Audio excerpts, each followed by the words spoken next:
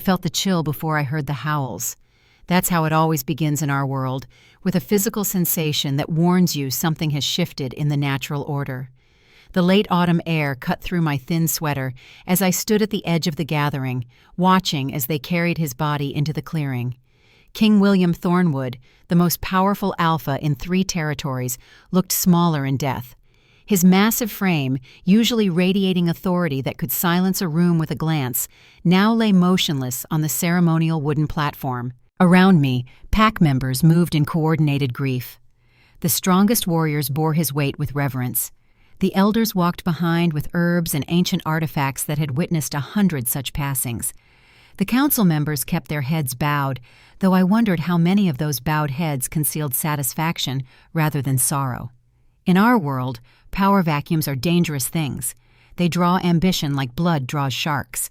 And then there was me, Stella Ashford, existing in the periphery as I always had. The scent of crushed pine needles and ceremonial sage burned my nostrils. Overhead, ravens circled and called to one another, as if they too understood the significance of this moment. The pack was losing its anchor, its protector, its heart. But something felt wrong. Something felt impossibly, terrifyingly wrong. Claire Winters, the beta female, nudged me with her elbow. Her voice carried that familiar edge of contempt. "Step back further, Stella."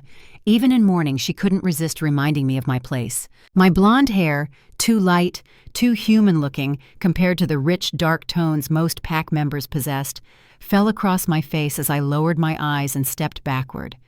I clutched the small river stone in my pocket, running my thumb over its smooth surface. My mother had given it to me before she died when I was just 7 years old. Grace Ashford had been beautiful and kind and impossibly brave. She'd whispered to me in those final moments, words I'd carried like a talisman for 15 years. "Water doesn't fight the rock," she had told me. "It simply finds another way around. Remember that, Stella. Your strength isn't in confrontation, but in adaptation." For 15 years I had adapted. I had accepted the sideways glances, the whispered comments about my too pale hair and too weak constitution. I had taken the assignments nobody else wanted, tending to the sick, mediating minor disputes, caring for the pups when their parents joined hunts. As the only acknowledged Omega in a pack that valued strength above all else, I had learned to make myself useful in other ways, useful enough to keep, not visible enough to threaten. The procession stopped at the center of the clearing. Reagan, the head elder, stepped forward with a bundle of smoking herbs. Her weathered face was a map of grief as she began the ancient chant, her voice rising and falling with the wind.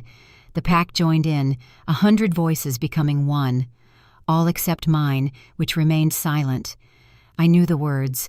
I had always known the words, but I had never been invited to participate in pack rituals. My voice would have been an intrusion, a discord in their harmony. I studied King William's face from my position at the back. Even in death, his features carried that stern authority that had both terrified and fascinated me since childhood. As Alpha King, he had been just and fair, if distant. He had never been cruel to me, not personally, but he had allowed the cruelty of others to continue unchecked. Perhaps that was cruelty enough. Perhaps allowing harm is just another form of causing it. And yet something felt profoundly wrong about this ceremony. My skin prickled with unease, a sensation I had learned to trust over the years. It had kept me alive more than once.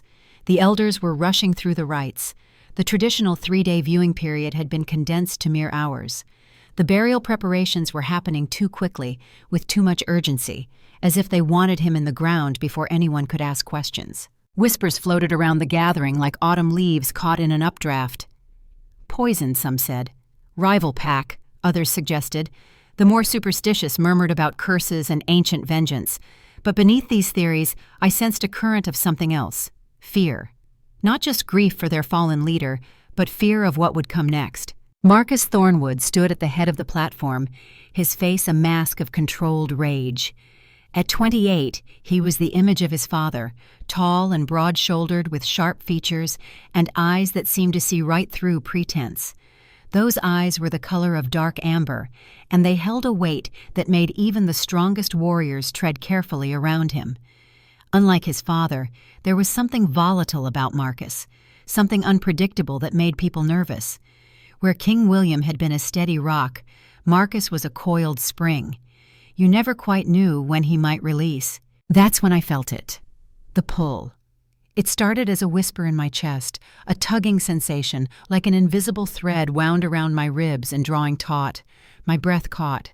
The sensation grew stronger, more insistent, until it felt like the entire clearing was tilting toward the platform where King William's body lay. My vision narrowed. The chanting voices faded. Everything became background noise except for that pull, that impossible certainty growing in my chest. Without consciously deciding to move, I found myself taking one step forward, then another. The crowd parted in confusion and annoyance as I moved through them. I heard the startled whispers, felt the hostile stares burning into my back. "What is she doing?" someone hissed. "Control your omega," another voice demanded, though it wasn't clear who they were addressing. No one claimed responsibility for me anymore. Not since my mother died, and my father disappeared soon after, driven mad by grief or perhaps by something darker that I'd never fully understood. I stopped a few feet from the platform, close enough now to see the unnatural pallor of King William's skin, the slight bluish tinge to his lips. My heart raced with a certainty I couldn't explain. "Wait," I said, my voice barely audible even to my own ears. Regan paused in her chanting, looking at me with a mixture of surprise and irritation. "Return to your place, Omega," she said firmly. But I couldn't move back. That pull in my chest was stronger now, almost painful. I took another step forward, my hand outstretched as if reaching for something I couldn't see. "Don't," I said louder this time. "Don't bury him." Marcus's head snapped up, his eyes locking with mine for the first time in years. I remembered him from childhood, remembered a time when he had been kinder, less hardened. Once, when I was 10 and he was 16, he'd found me cornered by 3 warrior pups who were testing their strength on an easy target. He'd sent them running with nothing more than a cold stare and a quiet command. But then he told me to stay away from the training grounds, to keep to the shadows where I belonged. Even his protection had been a form of rejection. Now those amber eyes pinned me in place with an intensity that made my knees weak. "What did you say?" he demanded, his voice deep and controlled, but with an edge that made several nearby pack members step back. I swallowed hard, feeling the weight of every eye upon me. My hands trembled, but that certainty inside me only grew stronger. "Don't bury him," I repeated, and this time my voice carried across the clearing. "He's not dead." A shocked murmur ran through the crowd like electricity. Claire stepped forward, her face flushed with anger and embarrassment. "This is outrageous," she spat. "Stella, you've gone too far this time. The king has been examined by our healers. His heart has stopped. His breathing has ceased. How dare you interrupt these sacred rites with your delusions?" But I couldn't stop. The words tumbled out of me, pushed by that inexplicable certainty, that pull that felt like it was tearing me apart from the inside. "Look at his lips," I interrupted, pointing with a shaking hand. "That blue tinge, it's not death. It's wolfsbane poisoning. The paralysis mimics death almost perfectly, but look at his left hand. See that slight tremor in his fingers? That's muscle response fighting the toxin. If you bury him now, he'll suffocate, but if we act quickly, we can save him." The words came from somewhere deep inside me, knowledge I'd gathered over 5 years of studying with Iris Blackthorne, the pack's oldest and most skilled healer. Knowledge I'd absorbed like a sponge, because learning was the one thing that made me feel less powerless. I'd seen wolfsbane poisoning before, had helped Iris treat a child who'd eaten berries growing near the toxic plant 2 summers ago. I remembered every detail of that case, every symptom, every desperate hour of treatment. Marcus roared, silencing everyone. He strode toward me, his towering presence making me shrink back instinctively. "You claim my father isn't dead.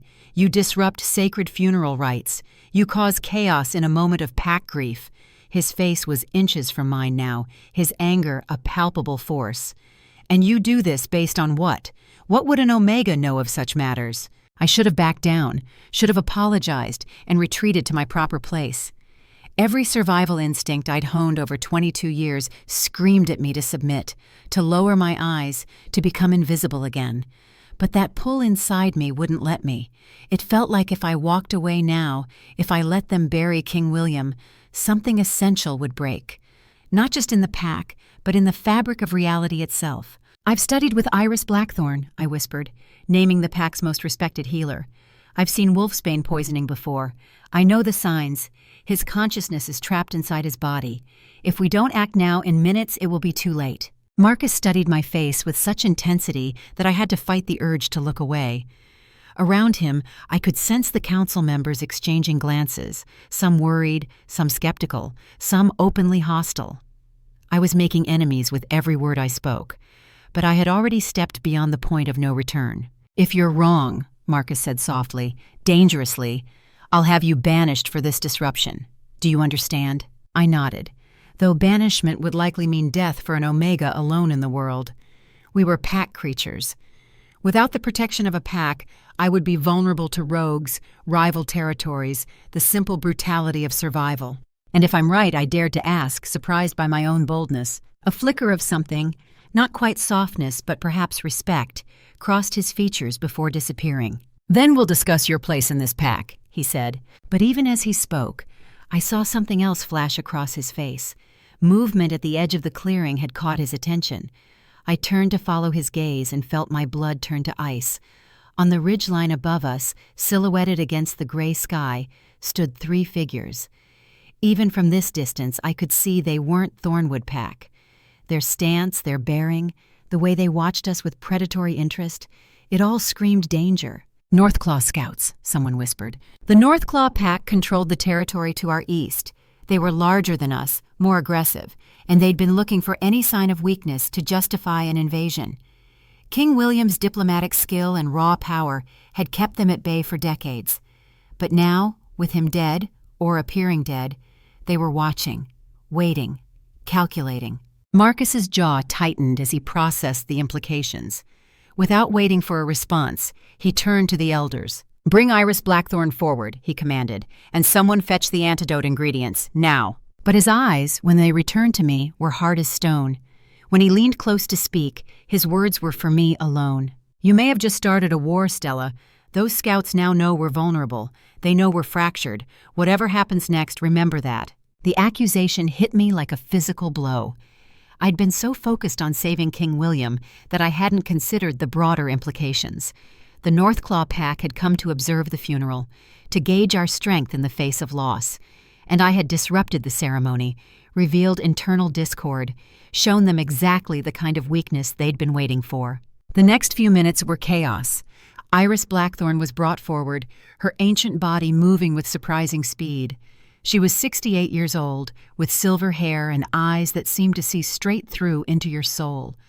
Over the years, she'd become something like a grandmother to me, teaching me about herbs and healing when no one else would spare me their time or knowledge. She examined King William with practiced efficiency, her gnarled hands checking signs that only she knew to look for. After what seemed like an eternity, she straightened and turned to face Marcus and the assembled pack. Her voice, when she spoke, carried the weight of her years and wisdom. "The Omega is right," she announced clearly. "This is wolfsbane poisoning, advanced and sophisticated. We have perhaps 10 minutes before the paralysis becomes permanent and his heart truly stops. We need to move quickly." The clearing erupted in shocked exclamations. Marcus's expression hardened as he barked orders for the antidote preparation. Iris gestured for me to approach, ignoring the startled looks from those around us. "Help me, child," she said, her voice softening. "You recognized it. Now help me save him." With trembling hands, I joined her at King William's side. Together we worked to prepare his body for the antidote, positioning him properly, clearing his airways, monitoring the weak pulse that only the most sensitive touch could detect. Around us, the pack watched in stunned silence as I, the forgotten Omega, touched their revered king with careful, knowing hands. I could feel their stares like brands on my skin, some confused, some angry, some afraid of what this moment might mean. "Who would do this?" I whispered to Iris as we worked. Her ancient eyes met mine briefly, and in them I saw a knowledge that went deeper than simple healing arts. "That's the question your observation has forced them to answer, isn't it? And they won't like where it leads." I glanced up to find Marcus watching us, not with the anger I expected, but with something more complex. Recognition, perhaps, as if he were seeing me for the first time. There was suspicion there, yes, but something else too. A reassessment happening behind those amber eyes. The antidote arrived, a bitter-smelling concoction that Iris administered with my assistance. The pack held its collective breath as we stepped back, waiting. Several heartbeats passed in absolute silence. The ravens overhead had stopped circling. The wind had died. Even the forest itself seemed to be waiting. Nothing happened. The clearing was so silent, I could hear the rustle of leaves in the canopy above, the distant call of a hawk hunting in the valley below. Doubt began to creep in. Had I been wrong? Had I disrupted sacred rites and exposed pack weakness for nothing? Would Marcus make good on his promise of banishment? Then, just as the tension became unbearable, King William drew a shuddering breath. His chest rose and fell once, twice. His eyelids flickered. A groan escaped his lips, raw and painful. Around us, pack members gasped. Some fell to their knees in shock and relief. Others simply stared, unable to process what they were witnessing. I backed away instinctively, suddenly aware that my place at the Alpha King's side was temporary, a bizarre exception that would soon be corrected. I needed to disappear back into the margins, to become invisible again, before anyone decided to examine too closely how an Omega had known what trained healers had missed. But as I turned to slip away, Marcus's hand caught my wrist.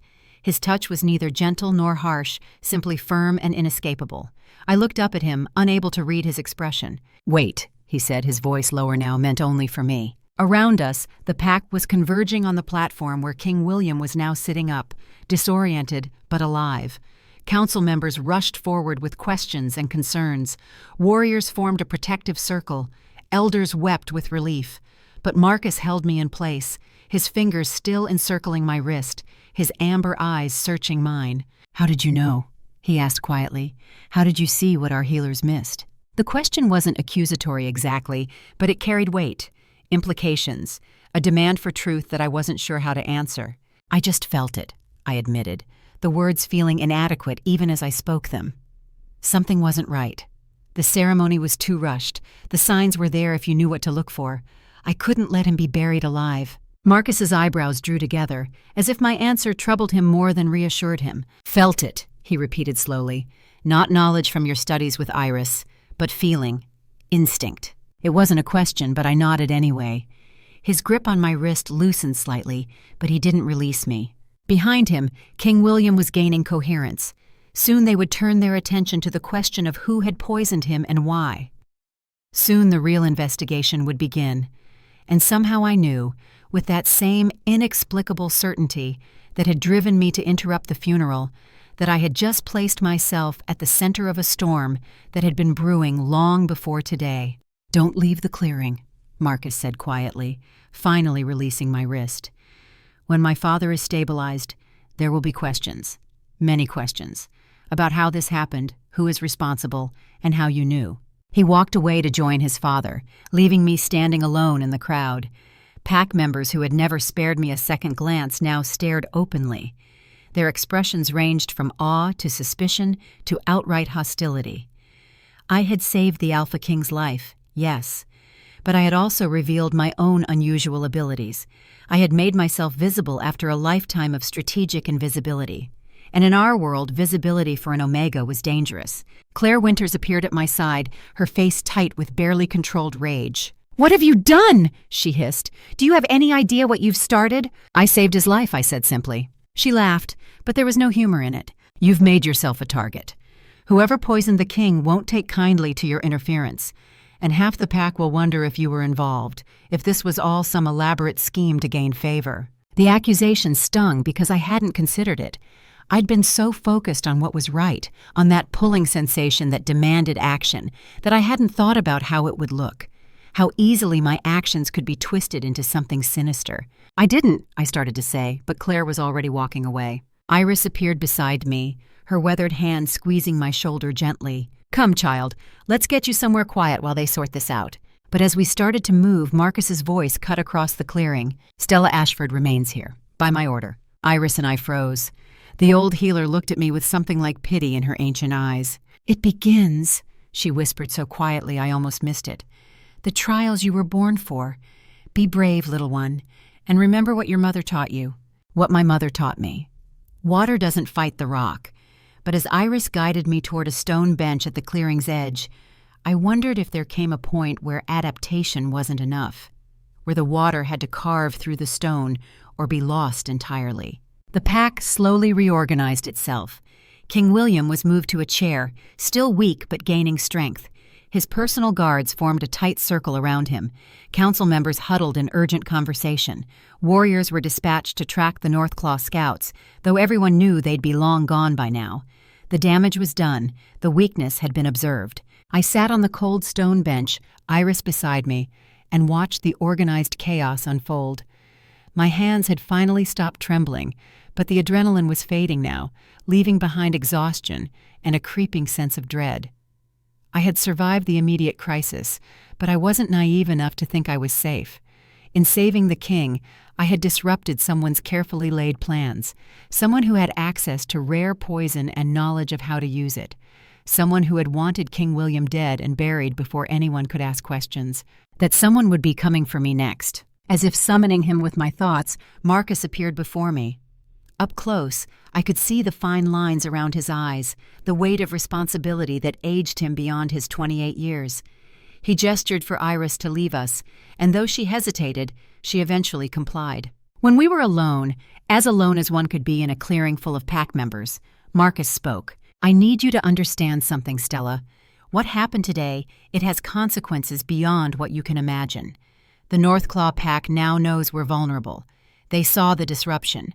They know someone tried to kill my father. They'll be planning their move even as we speak." "I know," I said quietly. "I'm sorry. I didn't think about how it would look." His jaw tightened. Didn't think or didn't care? The accusation was unfair, but I understood it. From his perspective, I'd created a crisis to solve another crisis. I'd traded one threat for a different one. "I saved your father's life," I said, meeting his eyes despite every instinct telling me to look away.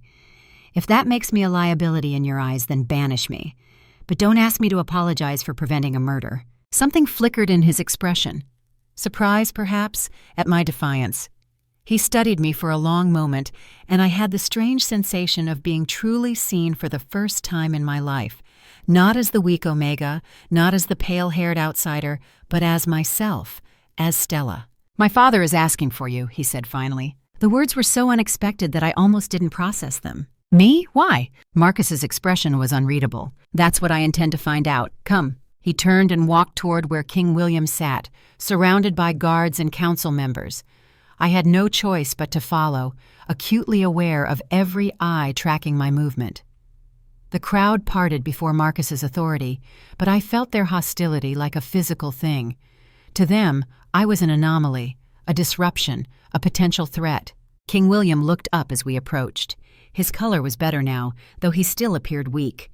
When his eyes found mine, something passed across his face. Recognition.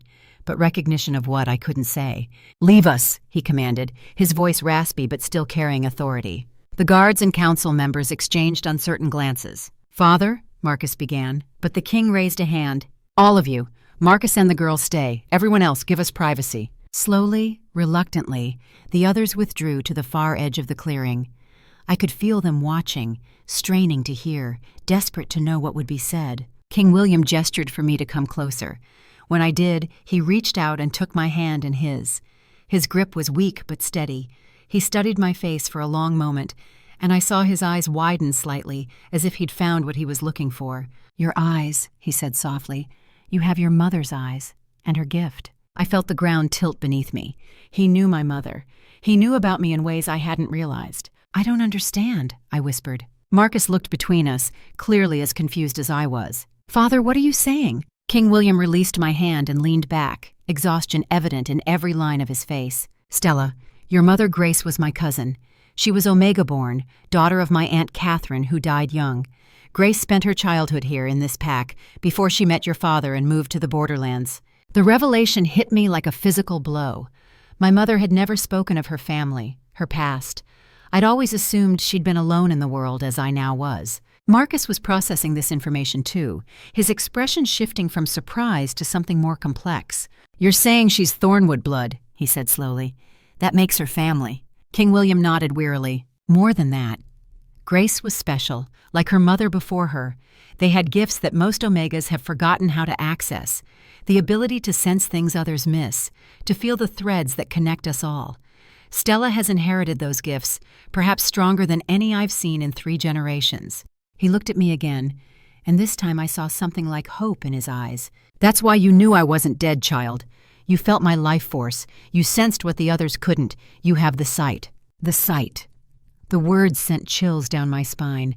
My mother had used that phrase once, in my last conversation with her before she died. She'd been fevered, delirious with whatever illness was consuming her. She'd grabbed my hand and whispered about sight and ancient gifts and dangers I was too young to understand. I'd thought it was the fever talking. But if King William was right, if my mother truly had possessed some kind of supernatural awareness and passed it to me, then everything I'd experienced, every moment I'd felt like I didn't quite fit in this world, suddenly made a different kind of sense. Marcus was watching me carefully now, reassessing. If what you're saying is true, Father, then Stella isn't just any Omega. She's Thornwood blood. She's family. That changes everything. King William closed his eyes, his strength clearly waning. It changes everything, he agreed. And it puts her in grave danger. Whoever poisoned me won't want someone with her abilities investigating. They'll come for her next. The words hung in the air like a death sentence. I'd known I was in danger, but hearing it stated so plainly made it real in a way it hadn't been before. Then I'll protect her, Marcus said. And the certainty in his voice surprised me. She stays at the Alpha residence, under guard, until we determine who's responsible for this attack. King William nodded his approval, but his eyes remained on me. Stella, there's more you need to know. More about your mother, about your bloodline, about why your gifts matter. But I'm too weak now. Marcus will take you to the vault beneath the Alpha residence. There are texts there, ancient records that explain what you are, what you could become, what I could become.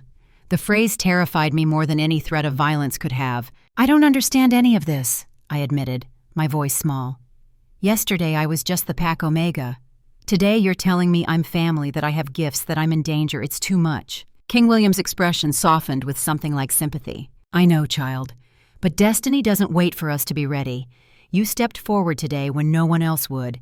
You trusted your instincts. Now you need to trust them again and learn what you're truly capable of, before it's too late. Before I could respond, a commotion erupted at the clearing's edge.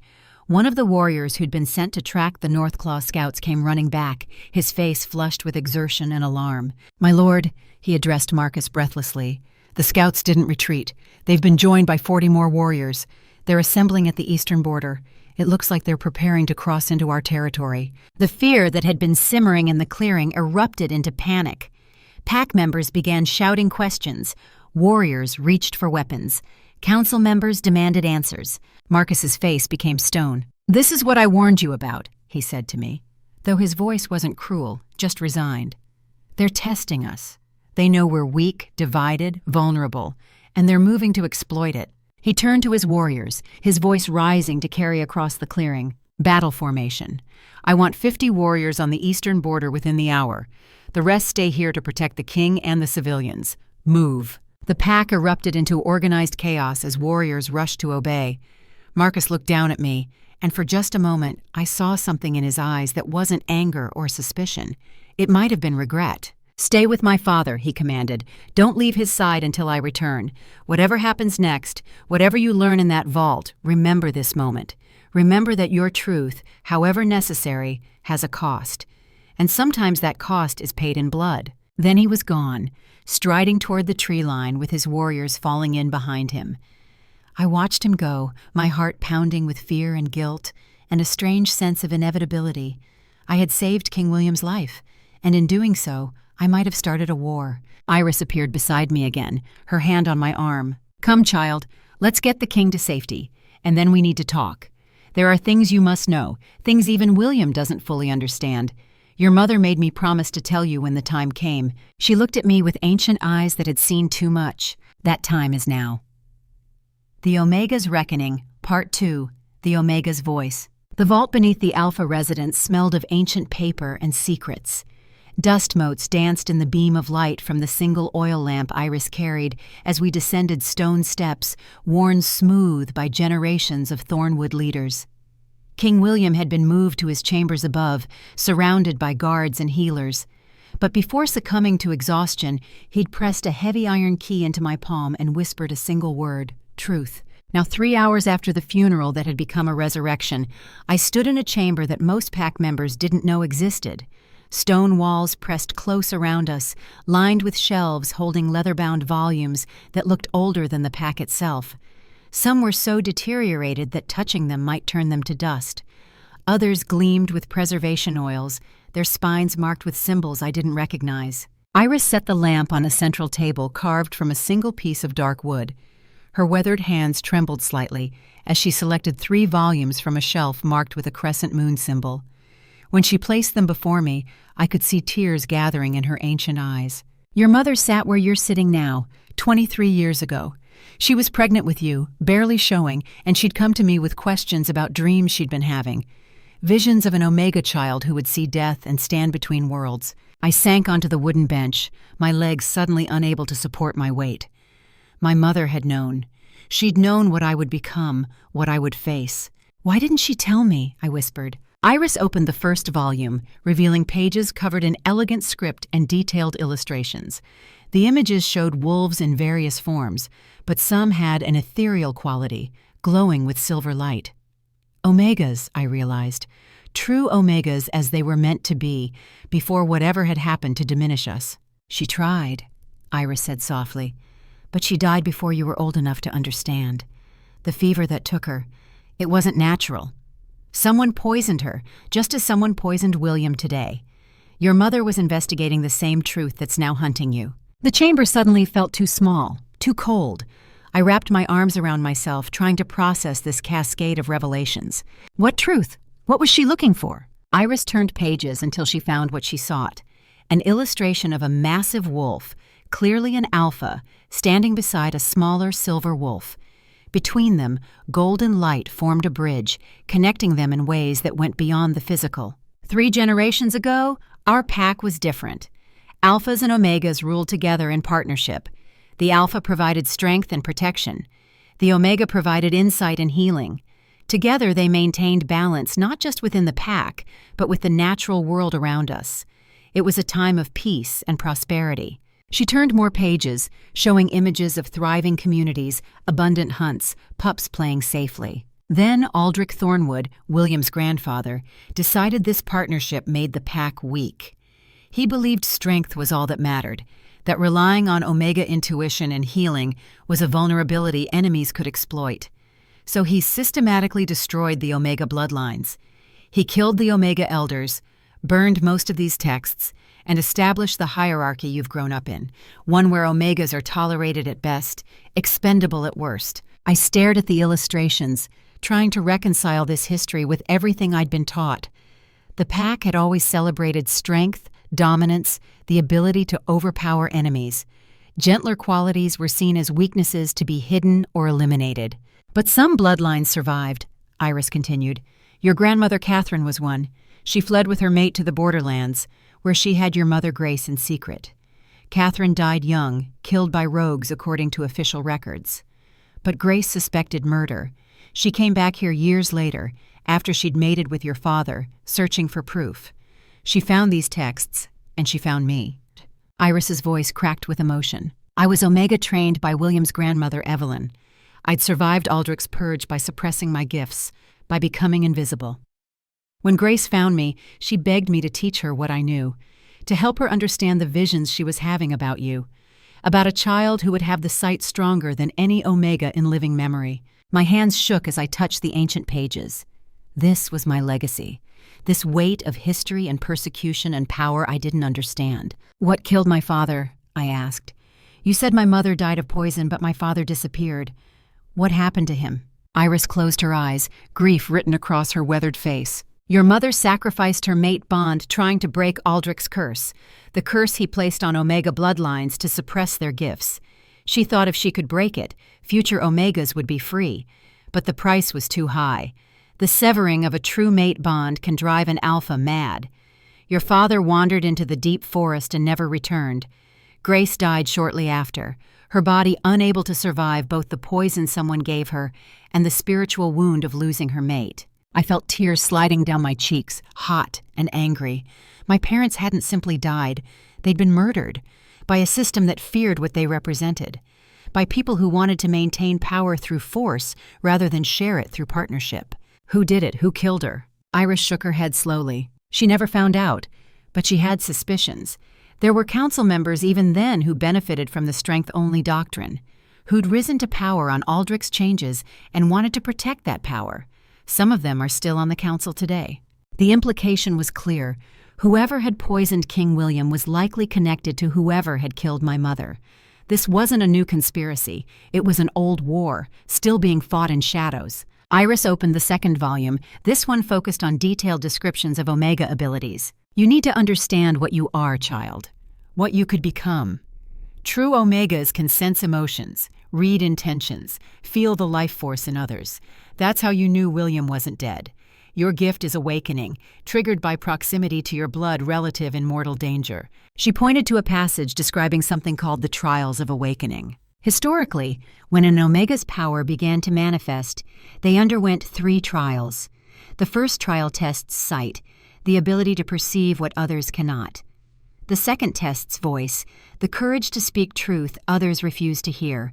The third tests sacrifice, the willingness to give up something precious for the greater good. My stomach tightened. King William had mentioned trials. He'd said I would face tests to prove my innocence, but now I understood there was a deeper significance. These weren't just legal proceedings, they were spiritual rites of passage. If I pass these trials, what happens? Iris met my eyes steadily. You become what your bloodline was meant to be, a true Omega with full access to your gifts. You could heal without herbs, sense danger before it strikes, influence emotions to prevent violence. You could be what this pack desperately needs, balance to Marcus's strength. And if I fail? Then you die, or worse, you survive with your gifts locked away forever, aware of what you could have been but powerless to access it. The weight of this knowledge pressed down on me like a physical thing. I'd saved King William, yes, but in doing so, I'd set in motion events I didn't fully understand. Forces that had been dormant for decades were now stirring, and I was at the center of it all. We need to find out who poisoned the king, I said, forcing my mind to focus on immediate problems. If the same people killed my mother, they won't stop until I'm dead too. Iris nodded grimly. And they'll be more careful now. You've exposed them once. They won't underestimate you again. A sound from above made us both freeze. Footsteps, heavy and purposeful, descending the stone stairs. My heart raced. Had someone discovered us here? Was this an attack? But the figure that emerged into the lamplight was Marcus. He looked exhausted, his clothes dusty from travel, a fresh cut along his jaw leaking blood. But he was alive. He'd returned from the border confrontation. I found you, he said, his amber eyes moving from Iris to me. I should have known you'd be down here digging up the past. There was no anger in his voice, just a bone-deep weariness. What happened at the border? Iris asked. Marcus moved to the table, bracing his hands on its surface. Northclaw was testing us. 50 warriors, all positioned just across the boundary line. We faced off for 2 hours. They were waiting to see if we'd attack, give them justification for full invasion. Instead, I offered their beta a chance to talk. He looked at me then, something complicated in his expression. I told them about this poisoning, admitted someone in our own pack tried to kill my father, offered them a deal.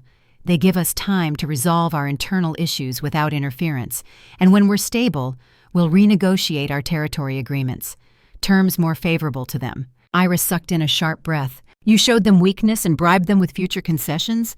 The council will be furious. Marcus's jaw tightened. The council can be furious. I prevented a war we couldn't win right now. We're fractured, vulnerable. Fighting Northclaw while traitors operate within our own ranks would be suicide.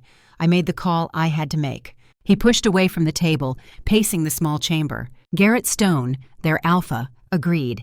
But he gave us 7 days, 1 week to identify the traitors and restore order. After that, if we're still in chaos, they come across the border, and they won't stop until they control our territory.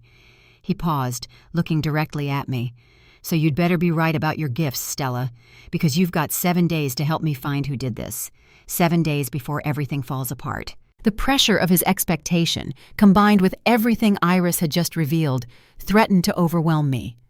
But I forced myself to stand to meet his gaze without flinching. Then we don't waste time. I need access to King William's chambers, to his food stores, anywhere the poisoner might have left traces. And I need you to trust me, even when what I sense doesn't make logical sense. Marcus studied me for a long moment. My father says you're family, that you have gifts I don't understand. Fine. I'll trust his judgment. But understand this, Stella.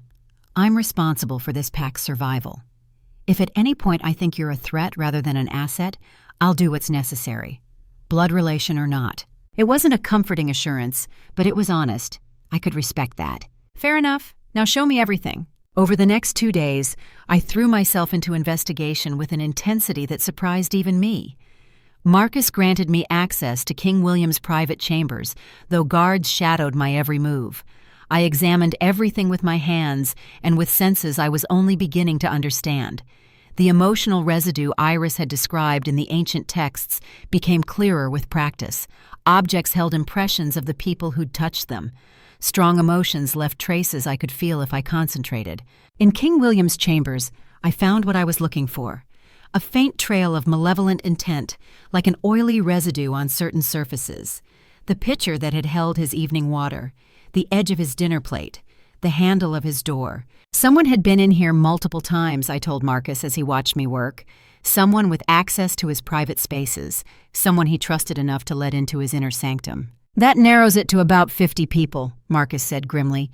Family, personal guards, council members, senior servants. I closed my eyes, letting my awareness expand the way Iris had taught me.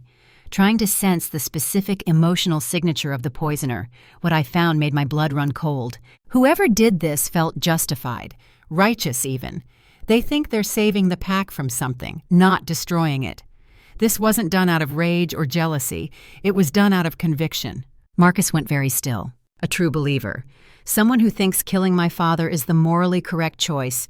That's almost worse than a simple power grab. I opened my eyes to find him watching me with an expression I couldn't quite read. You really can sense these things, can't you?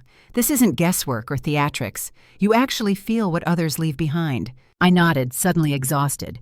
Using these emerging gifts drained me in ways physical exertion never had. It's getting stronger.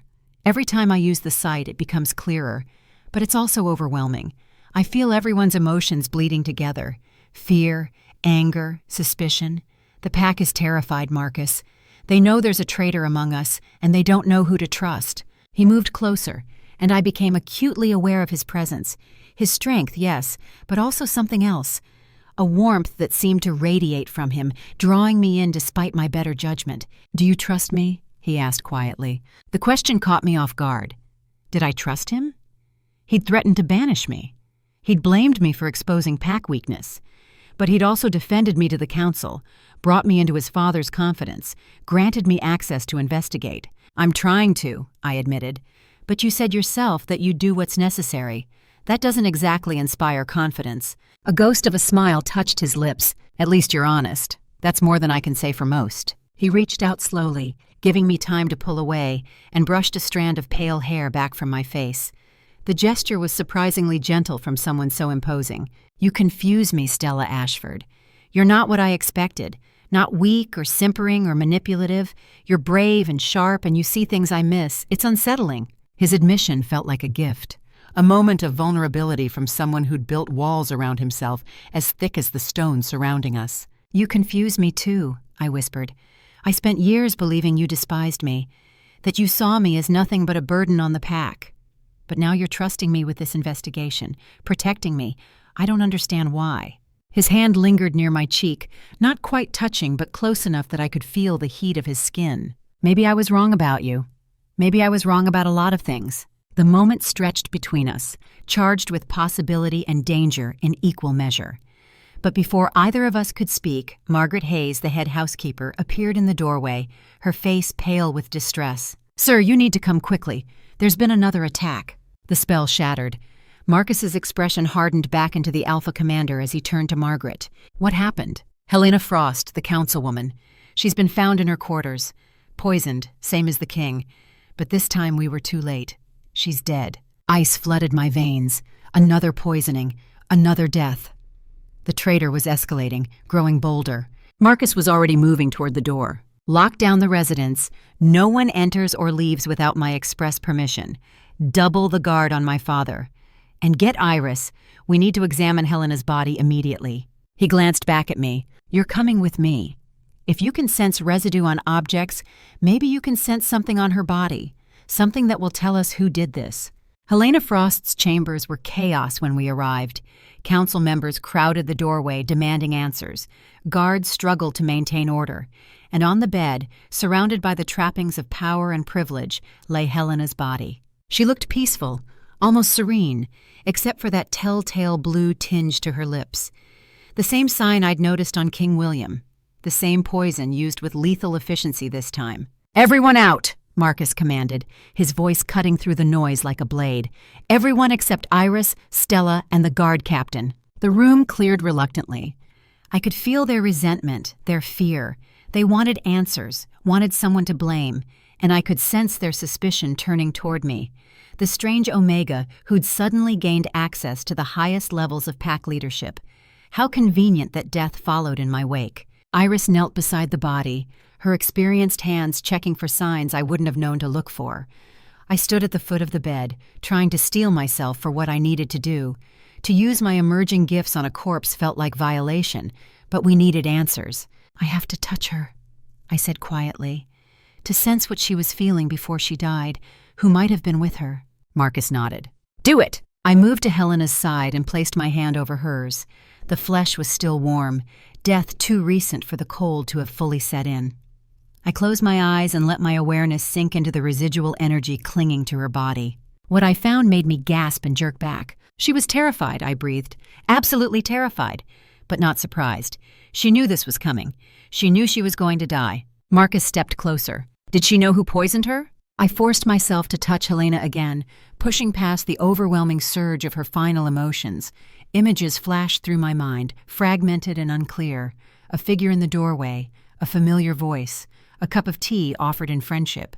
And then, cutting through everything else, a single thought that Helena had carried into death. "I'm sorry. I'm so sorry. I thought we were saving them." I opened my eyes, tears streaming down my face from the intensity of the experience. "She was involved," I said, my voice shaking. "Helena was part of the conspiracy. She helped poison King William." But then something went wrong. The others decided she was a liability and killed her to silence her. The revelation hung in the air like a curse. One of the most respected council members, a woman who'd served the pack for 20 years, had been a traitor. And now she was dead, silenced before she could reveal who else was involved. Iris stood slowly, her face grim. "This confirms what we feared. There are multiple conspirators. A network, not a lone actor. Helena was just one piece." Marcus's hands clenched into fists. "Then we dig deeper. We find the others before they kill again." He turned to the guard captain. "I want Helena's quarters searched. Every document, every personal item examined.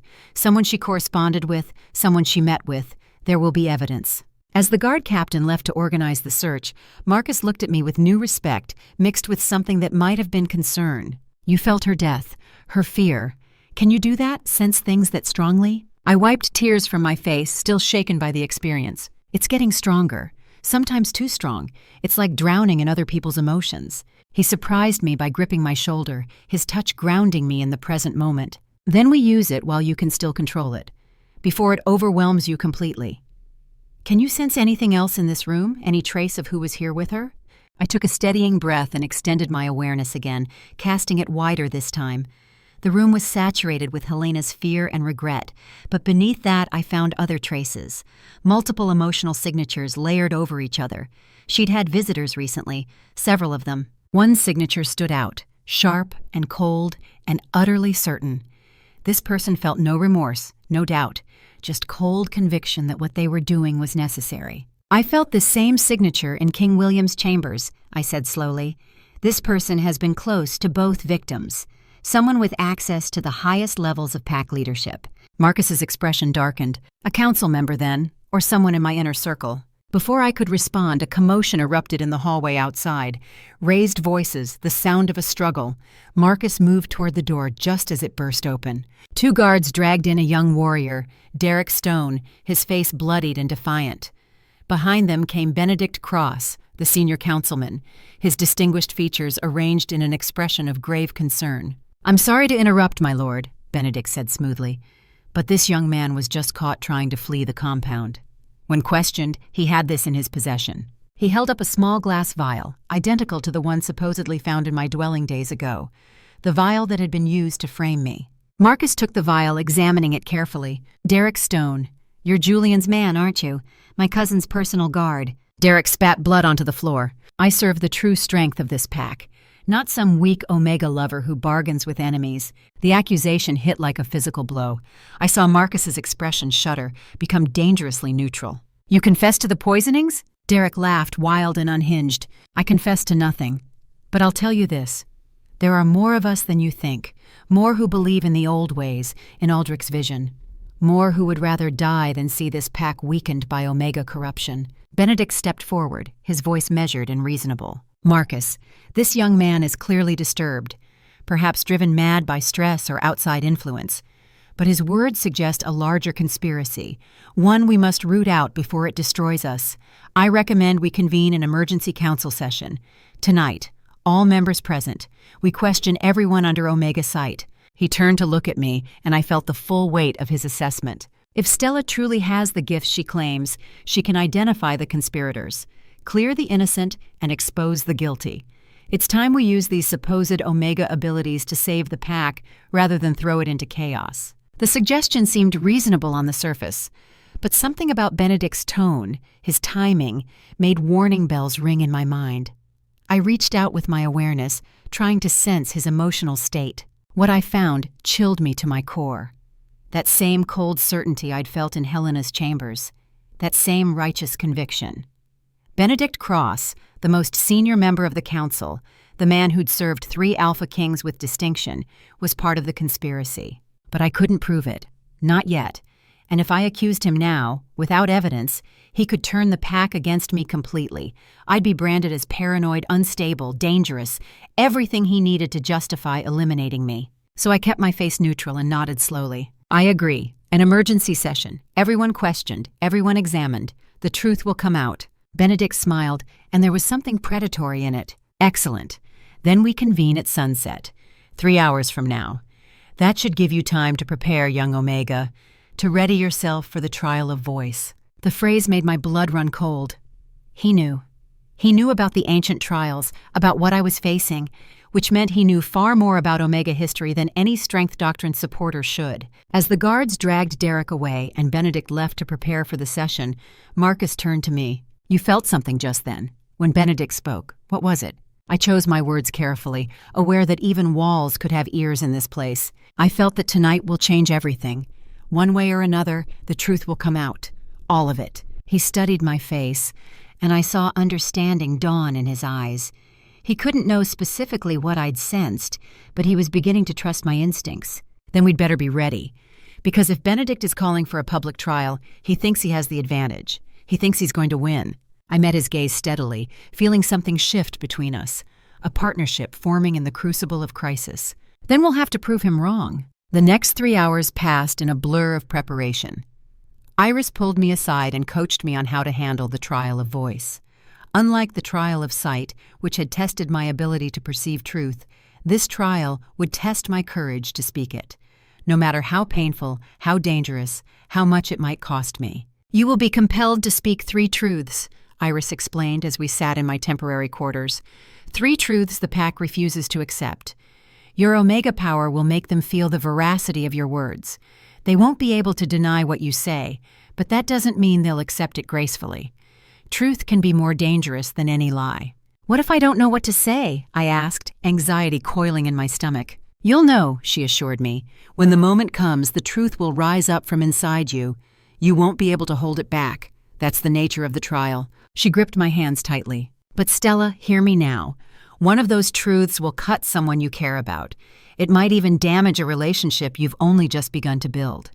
The trial of voice doesn't distinguish between convenient truths and costly ones.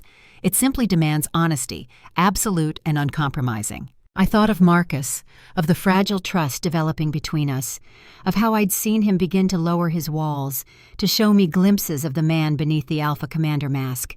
And I knew, with sickening certainty, that I was about to hurt him, that the trial would force me to speak words that would wound him deeply and publicly. "I don't want to do this," I whispered. Iris's expression was compassionate but firm. "I know, child, but you don't have a choice. The trial has already begun. The moment Derek was caught, the moment Benedict called for public testimony, the wheels were set in motion. You either speak truth tonight or you lose your gifts forever. That's how it works. When sunset came, I walked into the great hall feeling like I was walking toward my own execution. The entire pack had assembled, hundreds of faces turned toward the central floor where a simple wooden chair waited. For me, the accused, the strange Omega who'd brought chaos in her wake. The council sat in a semicircle behind a raised table, Benedict at the center, flanked by the other surviving members. Marcus stood to one side, technically not part of the proceedings since his father was the victim. King William himself sat in a chair near the council table, still weak but determined to witness this moment. Benedict rose, his voice carrying across the assembled crowd. We are gathered to address the crisis facing our pack. Betrayal from within, poison used against our king, fear and suspicion tearing us apart.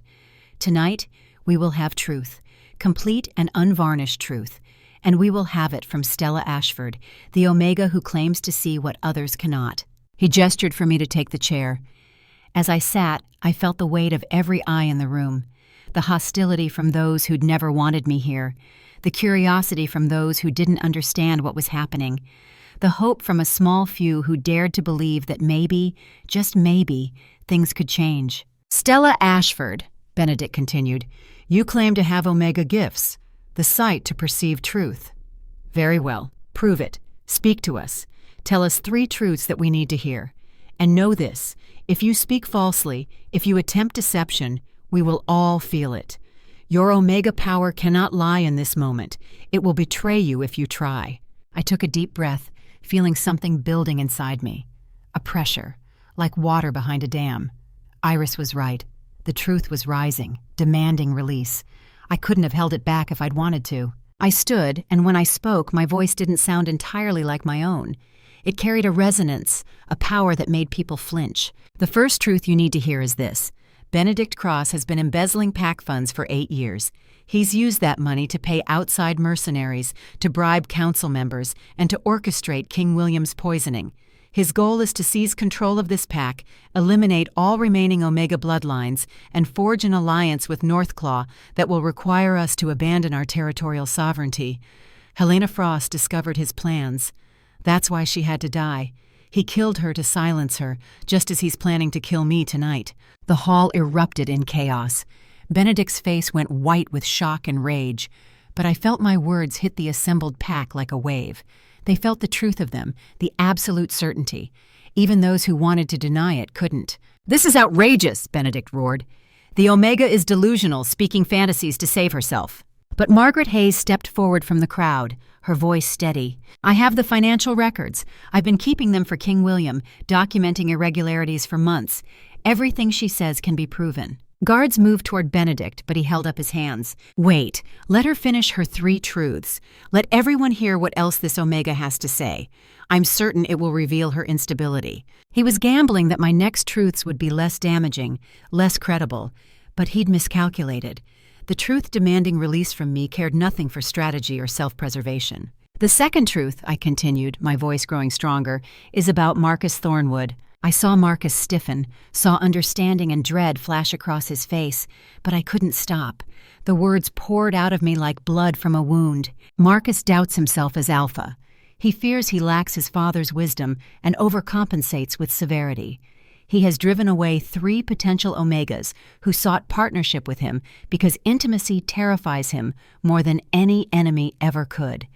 He nearly let me die during the first trial, rather than trust his own instincts, because authority is his shield against vulnerability. He is brave and strong and honorable, but he is also afraid of being seen as weak, afraid of failing his father's legacy, afraid of me and what I represent. The silence in the hall was absolute. I felt my words sink into every person present, undeniable truth delivered with Omega power. And I watched Marcus's face transform from confusion to comprehension to humiliation. His jaw clenched, his hands balled into fists. Then, without a word, he turned and walked out of the hall. I'd wounded him, publicly, exactly as Iris had warned, and the pain of it cut me almost as deeply as it had cut him. Benedict seized on this. You see? She attacks even those who've protected her. She spreads discord and division. This is what Omega power brings: manipulation, pain. But I wasn't finished. The third truth was building now, the most important one, the one that would either save us or damn us all. The third truth, I said, my voice barely above a whisper but carrying to every corner of the hall, is about what's coming. In 14 days, every Omega in every pack within 500 miles will experience spontaneous awakening. The curse that Aldrich Thornwood placed on Omega bloodlines to suppress their gifts is unraveling. Hundreds of Omegas will transform, painfully and dangerously, as their powers return. Many will die if they're not prepared. Thousands more will be killed by alphas who fear the change. I am the first, because my bloodline gives me resilience. But I alone cannot prevent the catastrophe that's coming. I need... The hall began to spin. My vision tunneled. Using this much power, speaking these truths with such force, was draining me faster than I'd anticipated. I need help, I finished weakly. I need partnership. I collapsed before I could complete the thought. The last thing I saw before darkness claimed me was King William rising from his chair, his face stricken with understanding and fear. When I woke, I was in my quarters in the Alpha residence. Iris sat beside my bed, grinding something in a mortar. The room was dark except for a single candle, and through the window I could see the moon had risen. Hours must have passed. How long? I croaked, my throat raw. 4 hours, Iris replied, setting aside her work. The pack is in an uproar. Benedict has been arrested, along with 2 other council members who Margaret's records implicated. They found evidence in Helena's chambers, letters between the conspirators. Your first truth was verified completely. And Marcus? Iris's expression grew troubled. He hasn't come to see you. He's been at the eastern border dealing with Northclaw. Apparently, your prophecy about the Omega awakening has complicated negotiations. Garrett Stone wants guarantees that his Pax Omegas won't become threats to his authority. I closed my eyes against the wave of pain. Not physical pain, though my body ached. Emotional pain. I'd hurt Marcus to prove my integrity, and now he couldn't even look at me. Iris touched my hand gently. He'll understand eventually.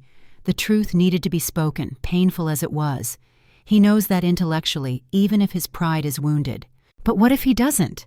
What if I've destroyed whatever was beginning between us? Before Iris could answer, the door opened. Margaret Hayes entered, her face grave. Miss Stella, I'm sorry to disturb you, but something's happened. There's been an attack on the Alpha residence. Julian Thornwood and 5 traditionalist warriors breached the East Wing. They were coming for you. My blood turned to ice. Were they stopped? Margaret's eyes filled with tears. Iris Blackthorne stopped them. She fought like I've never seen, using Omega power we didn't know she possessed. But she was wounded. Badly. She's asking for you. I was out of bed before the words fully registered, throwing on clothes and running barefoot through the corridors. Guards tried to slow me down, but I pushed past them, following Margaret to one of the lower chambers that had been converted to emergency healing space. Iris lay on a cot, her chest wrapped in bandages that were already soaked through with blood.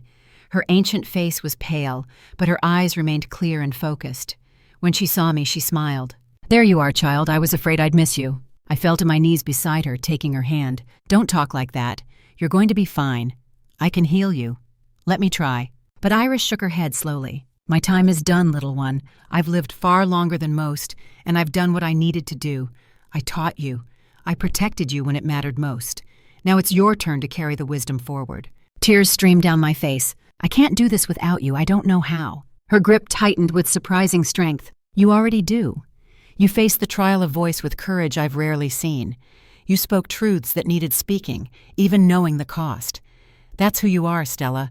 Not the invisible Omega hiding in shadows, but a woman willing to stand in the light, even when it burns. Her breathing was becoming labored now, each word an effort. Remember what your mother taught you. Water doesn't fight the stone, it becomes the canyon. You're carving a new path through solid rock, child. It's hard, it's painful, but it's necessary. I sobbed, clutching her hand. I love you. You were more than a teacher. You were my family. And I love you, she whispered. Now listen. The third trial is coming sooner than any of us expected. When it does, remember this. Sacrifice is not loss.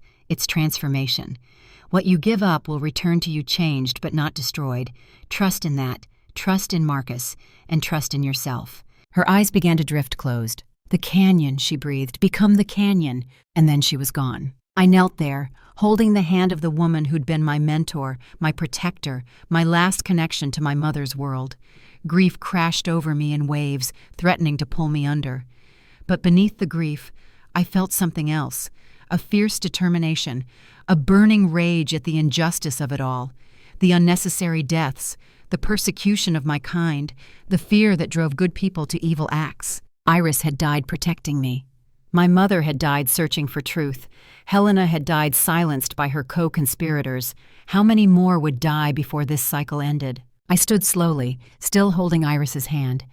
And as I did, I felt something shift inside me. The grief didn't disappear, but it transformed into something harder, sharper, purpose.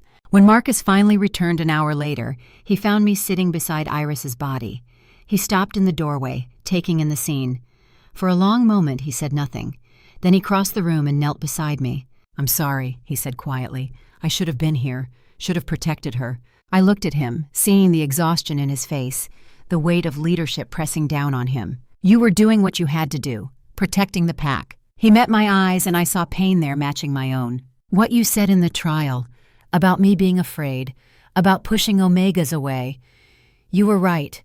I've been so focused on appearing strong that I forgot strength can look like many things, like speaking painful truths, like standing alone against judgment, like staying beside someone even after they've wounded your pride." He reached out hesitantly and took my other hand, the one not holding Iris's. "I was angry when you exposed my fears, humiliated. But you were right to do it. The pack needed to hear that even their future alpha has doubts, that leadership doesn't mean perfection. I needed to hear it too." His admission broke something open inside me. I turned to him, tears still flowing. "She died saving me. Julian came with warriors, and she fought them all. Used powers she'd been hiding for decades, just to give me time to survive." Marcus's grip tightened. "Then we honor her sacrifice by finishing what she started, by protecting you, by seeing this through to the end. No more hiding, no more fear." He helped me stand, never releasing my hand. "Benedict and his allies are in custody, but there are still traditionalists loyal to their cause. Julian and Derek escaped after wounding Iris. They're gathering supporters, planning to force a confrontation. We have 5 days left of Garrett's deadline. 5 days to stop a civil war while preparing for the Omega awakening you prophesied. 5 days before everything falls apart." I looked down at Iris's peaceful face one last time, then back at Marcus. "Then we'd better not waste them. It's time for the third trial, time for sacrifice, and time to end this one way or another." He studied my face, and I saw something kindle in his eyes. Not just respect or alliance, something deeper, more dangerous. A connection neither of us had planned for, but could no longer deny. "Together then," he said. "Together," I agreed. And as we stood there, hands clasped over the body of the woman who'd given everything to see us reach this moment, I felt the truth she'd spoken in her final breath. Sacrifice is not loss, it's transformation. The water was about to become the canyon, and nothing would ever be the same. The Omega's Reckoning. Part 3. The Omega's Sacrifice. We buried Iris Blackthorn at dawn, when the first light touched the mountain peaks and turned the frost silver. The ceremony was smaller than King William's had been, more intimate. Those who'd known her true nature, who'd understood what she represented, stood in a circle around her grave. Marcus at my right side, King William, still weak but standing on his own, at my left, Margaret Hayes weeping quietly, a handful of elder pack members who remembered the old ways, and me, feeling the absence of my mentor like a physical wound that wouldn't heal. The ancient funeral rites for Omegas were different from those used for the rest of the pack. Instead of chants of strength and dominance, we spoke of wisdom and connection. Instead of celebrating her power over others, we honored her power to heal, to guide, to see what remained invisible to ordinary sight. As I scattered healing herbs over her shroud, I felt something inside me settle into place, a mantle passing from teacher to student.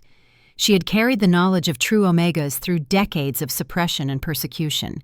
Now that burden was mine, along with everything else that came with it. Marcus spoke the final words, his deep voice carrying across the still morning air. Iris Blackthorn died defending what she believed in, protecting those who could not protect themselves. She was Omega in the truest sense, a healer who became a warrior when her people needed her. We honor her sacrifice. We continue her work. We will not let her death be meaningless." His eyes met mine as he spoke those last words, and I understood the promise behind them. We were in this together now. Whatever came next, we would face it as partners. After the burial, there was no time for proper grieving. The 4-day deadline Garrett Stone had given us was ticking away with brutal efficiency. 2 days had already passed since Iris's death. 2 days of frantic preparation, investigation, and strategic planning. 2 days during which the pack had split into increasingly hostile factions. The traditionalists, those who supported Benedict's vision of strength above all, had rallied around Julian Thornwood. They'd established a camp in the Western Territory, claiming Marcus was unfit to lead, corrupted by Omega influence. 40 warriors had defected to Julian's cause, along with their families. Nearly a quarter of the pack gone in a matter of days. The rest remained nominally loyal to Marcus, but fear and uncertainty made them unpredictable. They'd seen Omega power demonstrated in ways they'd never imagined. My truth speaking at the trial, Iris's devastating combat abilities before her death, the prophecy of mass awakening that hung over everyone like a blade waiting to fall. Some saw these revelations as salvation, a return to natural balance, but most saw them as threat, change coming too fast, too violently, with consequences no one could predict. Marcus and I stood in the war room, studying maps of pack territory spread across a massive oak table. King William sat in a chair nearby, his counsel still valued even if his body remained weak. Benedict Cross sat in chains in the corner, guarded but present. Marcus had insisted on keeping him close, using his knowledge of the conspiracy even as he awaited judgment. "The situation is unsustainable," Marcus said, pointing to the Western Territory where Julian's camp was marked. "We can't fight a civil war while preparing for Northclaw's potential invasion and the Omega awakening. We need to resolve at least one of these crises before the others overwhelm us." Benedict laughed bitterly from his corner. "You think you can resolve this? You think you can stop what's been set in motion? Julian believes in the cause with religious fervor. He'll die before he submits to Omega corruption. And my allies beyond this pack, they're watching, waiting. If you fall, they'll move. The Omega purge I started here will spread to every territory." Marcus crossed to stand before Benedict, his presence radiating controlled fury. "Your purge failed, old man. Your conspiracy is exposed. Helena is dead. You're in chains awaiting execution. How exactly did your plan succeed?" Benedict's smile was cold. "You're missing the larger picture. I'm one man, yes, but the ideology, the belief that strength alone should govern, that's taken root across multiple packs over 3 generations. You can't kill an idea with chains and confessions. It lives on in every warrior who fears being weakened by Omega sentiment, every alpha who equates compassion with vulnerability." His eyes shifted to me. "She can speak her truths and prophesy her awakenings, but can she actually stop the violence that's coming? Can she prevent alphas from slaughtering Omegas in fear?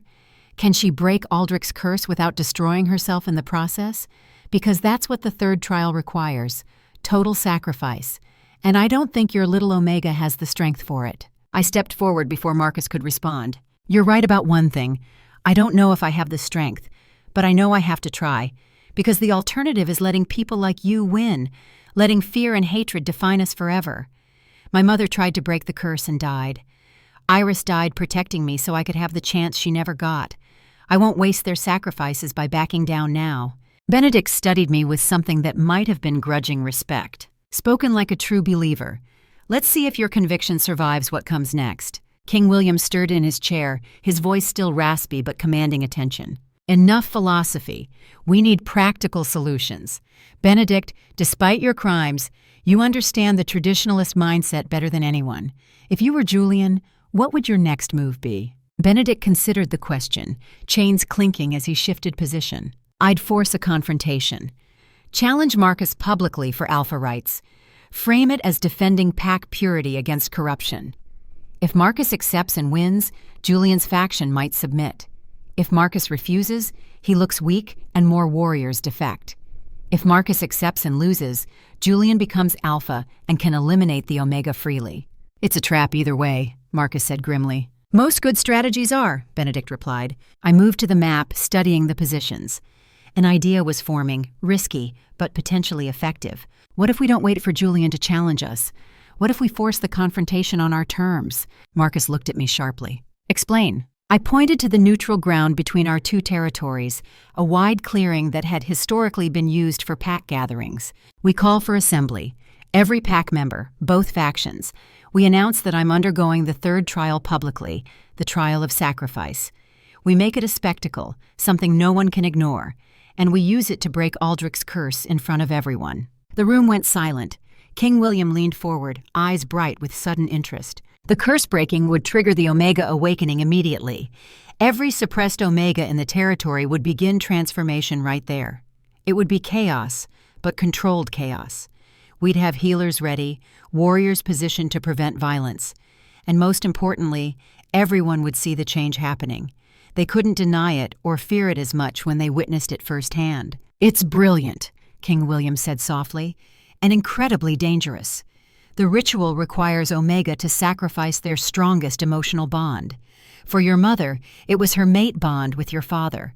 For you, that bond is just beginning to form. His eyes moved between Marcus and me, understanding dawning. Oh, you haven't told him yet, have you? Marcus looked at me, confusion evident. Told me what? I took a deep breath, feeling my heart race. This conversation had been inevitable, but I'd been avoiding it. Afraid of the answer, afraid of the implications. The mate bond, I said quietly. True alphas and omegas can form them when their souls recognize each other. It's starting between us. Has been since the first trial. That pull I felt toward your father during the funeral, it wasn't just sensing his life force. It was your bloodline calling to mine through him. You and I were potential mates, true partners in the way the ancient texts describe. Marcus stood very still, processing this revelation. His face was unreadable, but I felt his emotional state through our developing connection. Shock, confusion, fear, and underneath it all, something that felt like recognition, as if part of him had known all along. And the third trial requires you to sacrifice this bond, he said slowly. To break the curse, you have to destroy what's forming between us. I nodded, unable to speak past the tightness in my throat. Unless, King William interjected, there's another way. Your mother tried to break the curse alone, using solo Omega power. She severed her mate bond as fuel for the ritual, but the ancient texts mention an alternative. Partnership sacrifice, both Alpha and Omega willingly offering their bond together, transforming it rather than destroying it. Benedict snorted from his corner. Romantic nonsense. The curse requires breaking, not transformation. Aldrich designed it specifically to prevent Alpha-Omega partnerships. You can't cheat it with semantics. King William's expression hardened. Aldrich was powerful, but he wasn't infallible. He built the curse on the assumption that alphas and omegas would always be at odds, that forcing them to choose between power and connection would prevent cooperation. But if they choose each other, if they offer the bond willingly together, the curse has no foundation. It collapses. Assuming you're right, Marcus said carefully, what would this partnership sacrifice actually require? No one knows for certain, King William admitted. The texts are incomplete, but they suggest a ritual where both Alpha and Omega stand on the cursed ground, the place where Aldrich first enacted the suppression. They offer their forming bond to the earth, allowing it to be unmade and remade.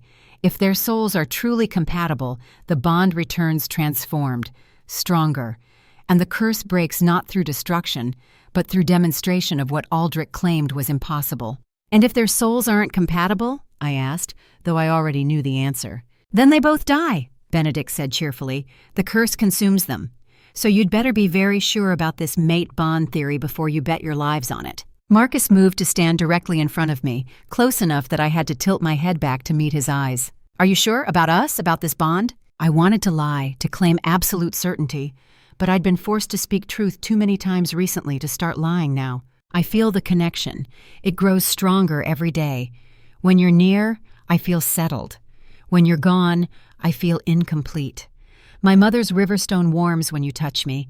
Every Omega instinct I have says you're mine, and I'm yours. But sure? I don't know if anyone can be sure about something like this. He reached up slowly and cupped my face in his large hands. The touch sent warmth flooding through me, that sensation of rightness I'd been trying to ignore for days. I feel it too, he admitted.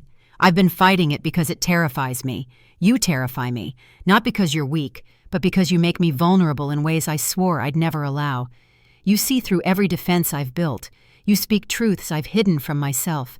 And yet I keep finding reasons to be near you, keep finding excuses to touch you, keep thinking about a future where you're beside me, not behind me. His thumb traced my cheekbone, and I felt tears gathering in my eyes. So maybe we're not sure, he continued. Maybe we're both scared and confused and in way over our heads. But I know I'd rather face the unknown with you than face the certainty of losing you without trying. The moment stretched between us, fragile and precious. Then King William cleared his throat. Touching as this is, we still need a practical plan. The assembly, the ritual, the logistics of managing both factions during an Omega awakening. We have 2 days to organize this and prevent a bloodbath. Marcus stepped back, though his hand found mine and held it. We send word to both camps. Full assembly at neutral ground in 2 days, dawn. We frame it as historic moment, the resolution of pact crisis. We don't mention the curse breaking specifically, just that Stella will undergo the final trial. Let Julian think it's a trap for us, not him. His arrogance will bring him. And Northclaw? I asked. Garrett Stone will be watching. If this goes wrong, he invades. Then we invite him, Marcus said decisively. Send formal invitation. Tell him he can witness whether Thornwood Pack is weak or evolving. Make it a challenge to his own preconceptions. If he sees the Omega awakening happen successfully, if he sees his own pack's Omegas begin to transform, he'll have no choice but to adapt alongside us. King William nodded approval. Bold, risky, but it might work. Very well. Begin preparations. Marcus, organize security. Margaret, coordinate the healers. We'll need dozens of them, ready to assist newly awakening Omegas. Stella, you should rest. Prepare yourself mentally for what's coming. But I shook my head. No rest yet. I need to visit someone first. Marcus understood immediately. Cassandra Vale, you want to talk to her. She's been in isolation since the conspiracy was exposed. She knew Benedict's plans but didn't participate directly. She's caught between worlds, just like the rest of us. And she's Omega-born, suppressing her nature for 30 years. If anyone can help me understand what the awakening will feel like for others, it's her. King William considered this. It could be dangerous. Cassandra is unstable, filled with self-hatred and rage. Then I'll be careful, I said simply, but I need to try. The cells beneath the Alpha residence were cold and dark, designed more for temporary holding than long-term imprisonment. Cassandra sat in the corner of her cell, knees drawn up, staring at nothing. When she heard my footsteps, she didn't look up. Come to gloat, or to speak another truth that cuts like a blade? I sat on the stone floor outside her cell, close enough to talk quietly but separated by iron bars. Neither. I came because I need your help. That made her look up. Her face was haggard, aged a decade in just days. My help. Why would you want anything from me? I helped poison a king. I stood by while they planned your death. I've spent 30 years denying what I am, and in the process, I became exactly the monster I feared being. I know, I said quietly, and I'm not here to absolve you. What you did was wrong. People died because of your choices. But I also know why you did it. Your mother was beaten to death for being Omega. You learned to survive by becoming what they wanted, by suppressing your nature so completely that you forgot it was suppression. Cassandra laughed bitterly. Survive? Is that what you call this? I'm in chains awaiting execution, my reputation destroyed, my life's work revealed as elaborate self-deception. You're alive, I pointed out. And in 2 days, something is going to happen that will change everything. The curse breaking, the Omega awakening. Every suppressed Omega in 5 territories is going to experience transformation, including you. Her eyes widened with something that looked like horror. No, I've kept it buried for 30 years. I won't let it surface now. You won't have a choice, I said gently. When the curse breaks, suppression will become impossible. Your Omega nature will emerge whether you want it to or not. The question is whether you fight it and suffer, or accept it and begin healing. She shook her head violently. You don't understand. I've built everything on being different, on proving Omegas can be strong if they just deny their weakness. If I accept this, if I become what they said I was all along, then my mother's death meant nothing. My suffering meant nothing. I leaned closer to the bars. Your mother's death meant she loved you enough to endure torture rather than watch you suffer the same fate. Your suffering meant you survived when others didn't. Neither of those things becomes meaningless if you finally allow yourself to be whole. Cassandra's facade cracked. Tears spilled down her cheeks. I don't know how to be that. I don't know how to be Omega. I've forgotten everything except fear and hatred. Then let me teach you, I offered. Help me prepare for the ritual. Tell me what it feels like to suppress Omega power for so long. Help me understand what others will experience during awakening. And maybe in the process, you'll remember who you were before fear taught you to hide. She stared at me for a long moment. Why would you help me after everything I've done? Because someone helped me when they didn't have to. Iris saw potential in a frightened girl and chose to nurture it. My mother died trying to free us all from this curse. I'm not going to waste their legacies by abandoning someone who needs help, even if that someone was my enemy. Cassandra closed her eyes, fresh tears flowing. If I help you, if I tell you what I know, will you promise me something? What? When the awakening happens, when I transform, don't let them kill me out of fear. I know I deserve punishment for my crimes.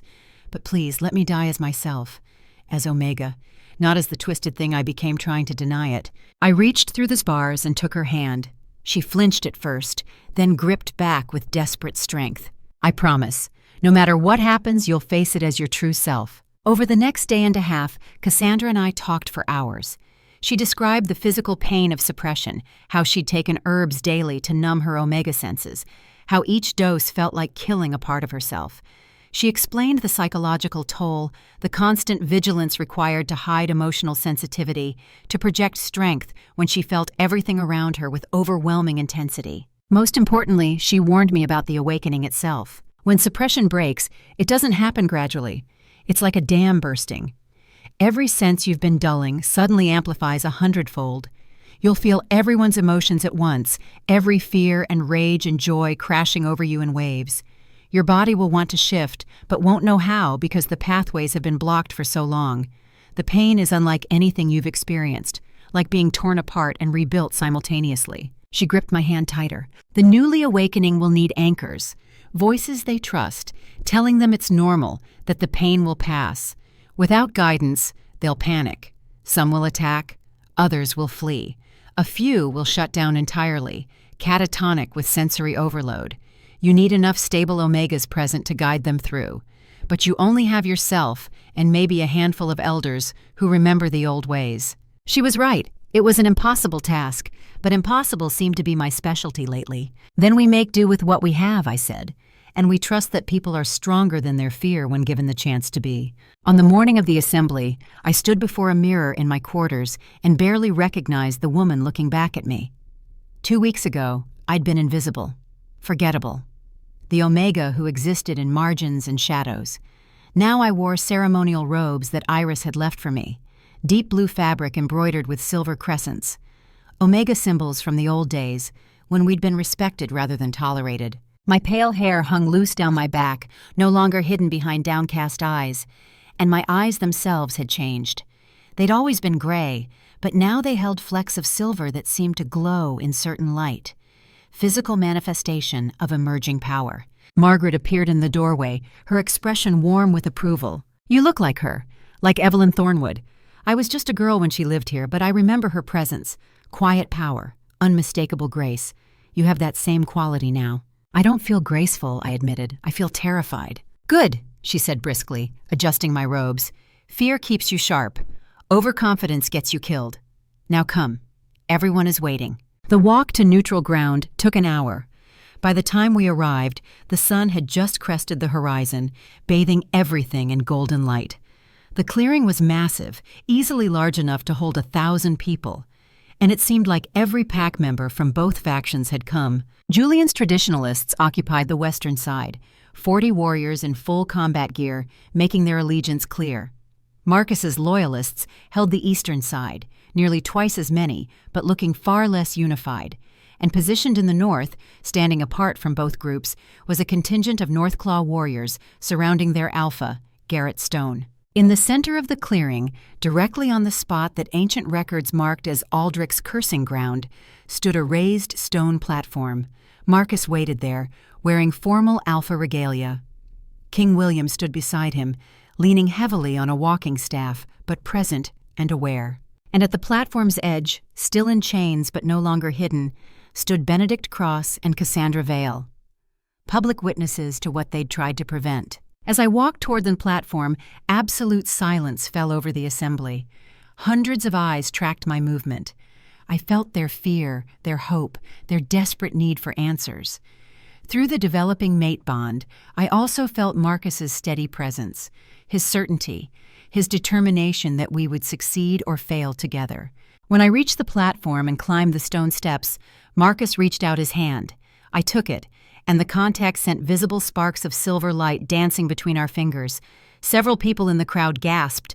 Mate bond manifestation was rare enough that most had never witnessed it. King William stepped forward, his voice magically amplified to carry across the entire clearing. We are gathered at the dawn of a new age. For 3 generations, our pack has followed the doctrine of strength alone. We have suppressed Omega gifts, denied their contributions, and called it progress. But progress built on denial is just elaborately constructed stagnation. He gestured to me. Stella Ashford, Omega of Thornwood blood, has undergone 2 trials. The trial of sight, where she proved her ability to perceive what others cannot. The trial of voice, where she spoke truths we needed to hear, however painful. Now she faces the final trial, the trial of sacrifice. And through her sacrifice, she will break the curse that has bound Omega power for 3 generations. Julian's voice rang out from the traditionalist side. She'll break our pack, you mean? This Omega corruption will weaken us beyond recovery.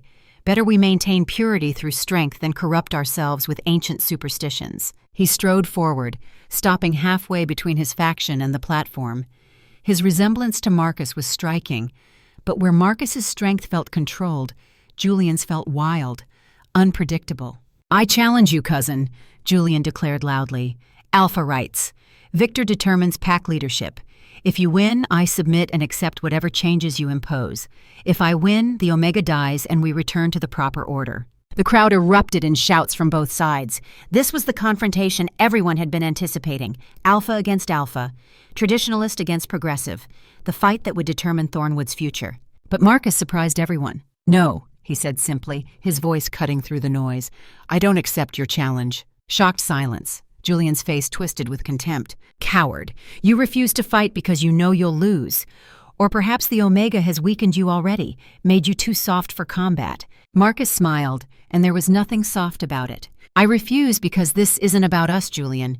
This was never about you and me. It's about fear versus growth, control versus partnership.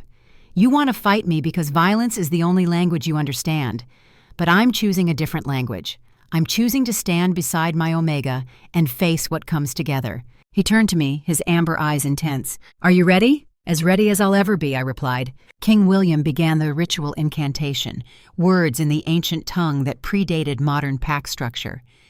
As he spoke, I felt power gathering in the earth beneath us, the cursed ground recognizing what was about to happen, centuries of suppression preparing to crack. Marcus and I moved to the platform's center, standing on symbols carved into stone long ago.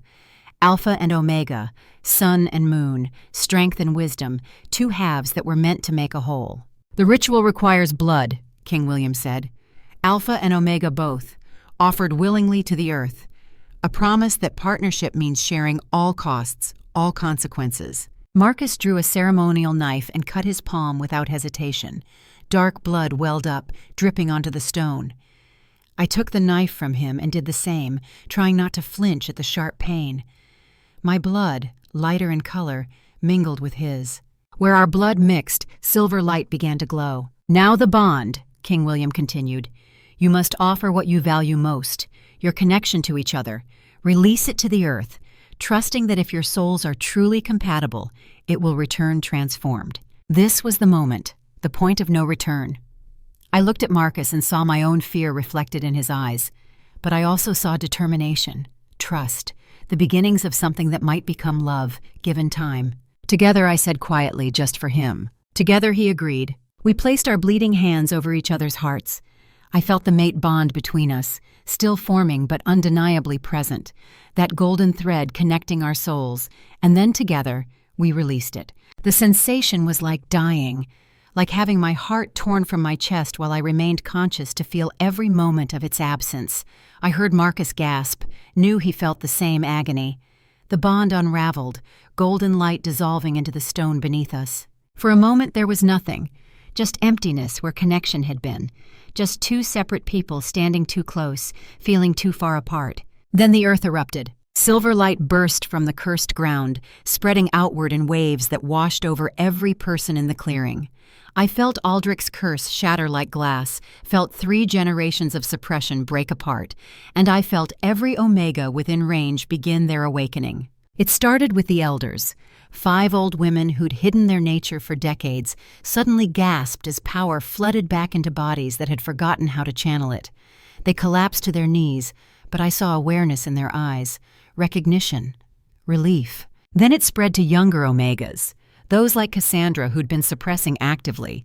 20 people across both factions suddenly crying out in pain and revelation as their true natures emerged. Their eyes glowed silver. Their bodies began to shift partially, caught between forms as pathways reopened. And then, most dramatically, it reached those who'd never known they were Omega at all. Those whose gifts had been so thoroughly suppressed from birth that they'd lived their entire lives thinking they were ordinary pack members. 15 more people, including several of Julian's own warriors, suddenly overwhelmed by sensations they couldn't comprehend. Chaos erupted. Some newly awakening Omegas screamed in pain or fear. Others attacked those nearest them, instincts going haywire. A few fled into the forest, unable to cope with the sensory overload. But the anchors I'd prepared, the elder Omegas who remembered the old ways, moved quickly. They called out in commanding voices, guiding the newly awakening through the worst of it, telling them the pain was temporary, that the overwhelming sensations would stabilize, that they weren't alone. Marcus's loyalist warriors, whom I'd briefed carefully beforehand, formed protective circles around clusters of awakening Omegas, not restraining them, but shielding them from traditionalists who might attack in fear. And in the center of it all, something else was happening. The mate bond was returning, not as it had been, fragile and forming, but transformed, stronger. I felt it building between Marcus and me like a bridge of light, visible now to everyone watching. Golden and silver intertwined, Alpha and Omega in perfect balance. The bond we'd sacrificed had been remade into something unbreakable. Marcus grabbed my hand, and the contact made the bond flare even brighter. I felt his emotions as clearly as my own. His relief that the curse had broken, his pride in what we'd accomplished, his fierce protectiveness toward me and toward every awakening Omega in the clearing. And underneath it all, growing stronger by the moment, his love. I looked up at him, and he looked back at me, and we both knew. This was real, this was right, this was worth every risk we'd taken. But we weren't finished yet. Julian stood frozen, staring at one of his own warriors who'd fallen to his knees in Omega awakening. The young man looked up at his leader with glowing silver eyes, confusion and fear written across his face. Julian raised his blade. "No," he said, voice shaking. "This is corruption. This is weakness. I won't allow it." He moved to strike down his own warrior, his own Omega, unable to accept what was happening. But before his blade could fall, I reached out with Omega power I'd never consciously used before, reached into his emotional state, and found the fear driving him. Found the terror that if Omegas were valuable, then maybe his entire life philosophy was wrong. That maybe he'd wasted years building strength while ignoring everything else that mattered. And I spoke directly into his mind. "You're not weak for feeling fear. You're not diminished by acknowledging that strength comes in many forms. Your mother was Omega. Did you know that? She suppressed her nature to survive in the world your grandfather built. But she loved you. She died birthing you because no Omega healer was present to save her. You've been fighting Omega influence your whole life, never knowing you were fighting your own mother's legacy." Julian froze, blade trembling in his hand. Around him, his warriors were watching, some with newly awakened Omega awareness, others wrestling with the implications of what they were witnessing. "This ends now," I said aloud, my voice carrying across the clearing with Omega resonance. "No more persecution, no more suppression, no more killing what we don't understand out of fear. The curse is broken. The old ways are restored, and anyone who cannot accept this has the choice to leave peacefully or be exiled by force." Julian looked at me with tears streaming down his face. Then he looked at the young Omega at his feet, his warrior, his responsibility. Slowly, he lowered his blade. "I don't know how to be what you're asking," he said, voice broken. "I only know how to fight." "Then learn," Marcus said, stepping forward. "Learn alongside the rest of us. Change is hard, but stagnation is death." He offered his hand to Julian, his cousin, his rival, his family. For a long moment, Julian stared at that outstretched hand. Then slowly he took it. The clearing erupted in cheers from some factions, shocked silence from others. But the immediate crisis had passed.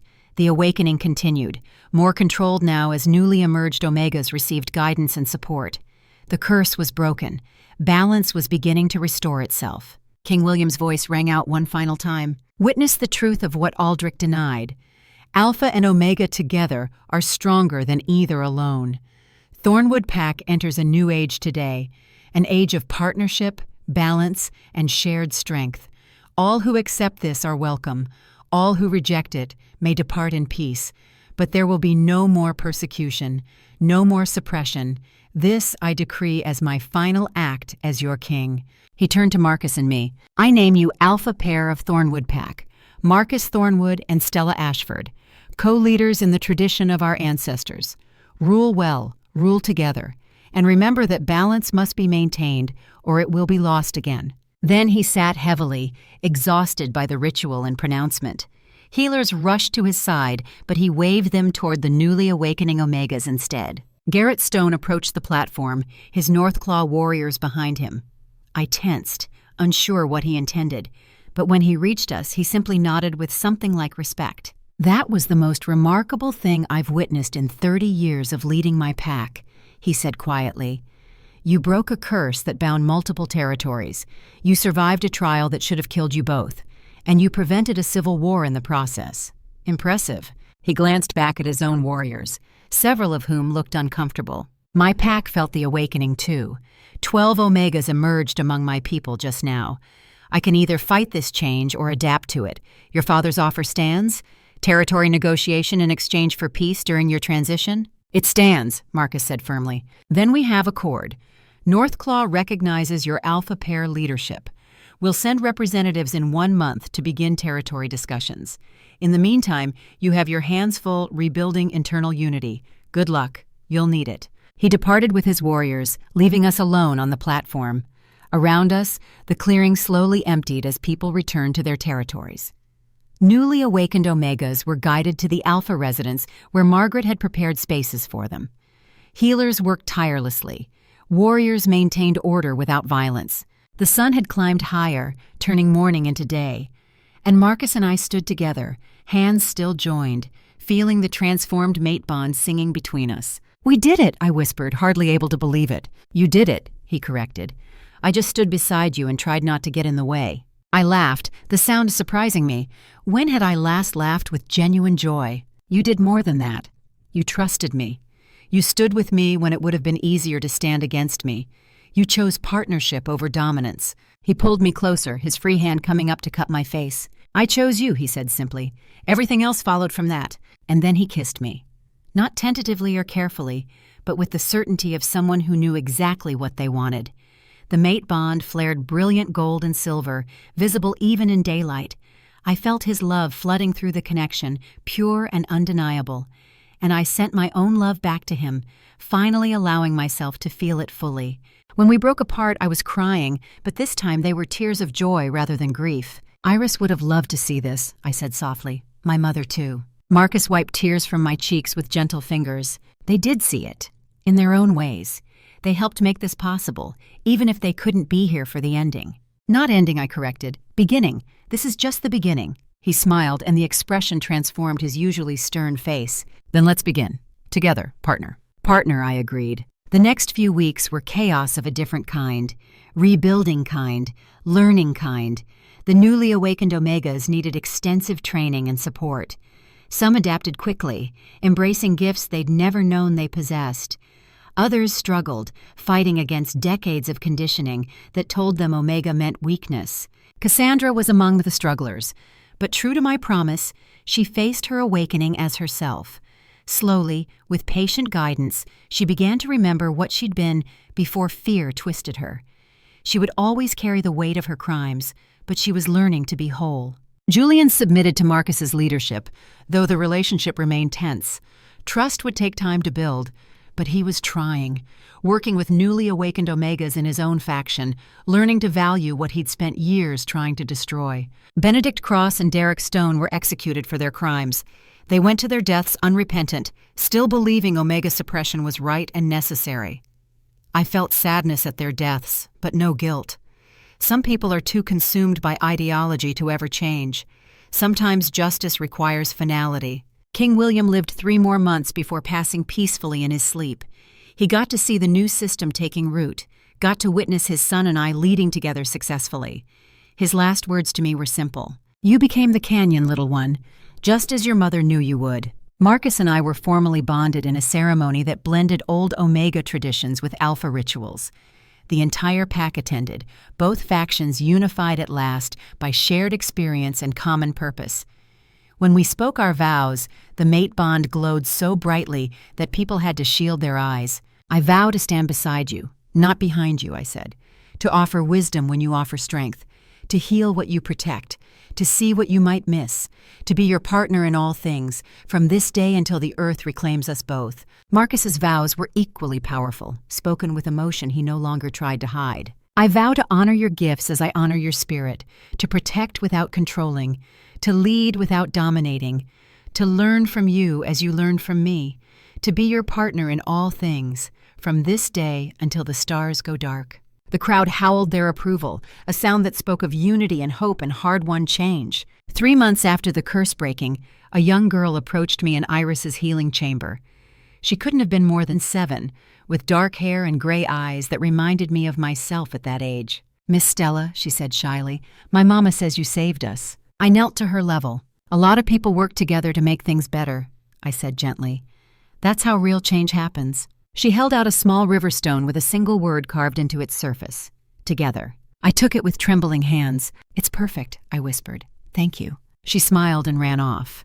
And I sat there holding a gift from a child who would grow up in a world where being Omega wasn't weakness but gift, where Alpha and Omega worked together in balance. That evening, I stood with Marcus on the balcony of the Alpha residence, looking out over pack territory bathed in twilight. His arm was around my waist, my head resting on his shoulder. The mate bond hummed contentedly between us. "Do you ever regret it?" he asked quietly. "Everything you sacrificed to get here?" I thought before answering. "I regret the losses. Iris, my mother. But the sacrifices themselves? No. I was invisible because I was afraid. That wasn't living, that was just surviving." I turned in his arms to face him. "Now I'm visible, seen, and I have you." He kissed my forehead tenderly. "You always mattered, Stella, even when I was too blind to see it." We stood together as darkness fell and stars emerged. Pack members were settling in for the night, learning to live in balance. I pulled out the river stone the little girl had given me, running my thumb over the carved word. Together. Not the philosophy my mother had taught me, but something new. "Water doesn't just flow around the rock anymore," I said softly. "Sometimes water and rock work together to create something neither could make alone." Marcus looked at the stone, then at me, understanding in his amber eyes. Together, he agreed, and in the distance I heard the howl of pack members calling to each other, not in grief or fear, but in simple connection, in acknowledgement that they were pack, whole, and finally learning to be what they'd always been meant to be. Balanced, united, complete. The Omega's reckoning had come and gone. Now came the Omega's restoration, and I would spend the rest of my life making sure that restoration endured. For Iris, for my mother, for every Omega who'd suffered, and for the little girl with gray eyes who deserved to grow up believing her gifts made her powerful. The canyon had been carved. Now we would fill it with life. Together.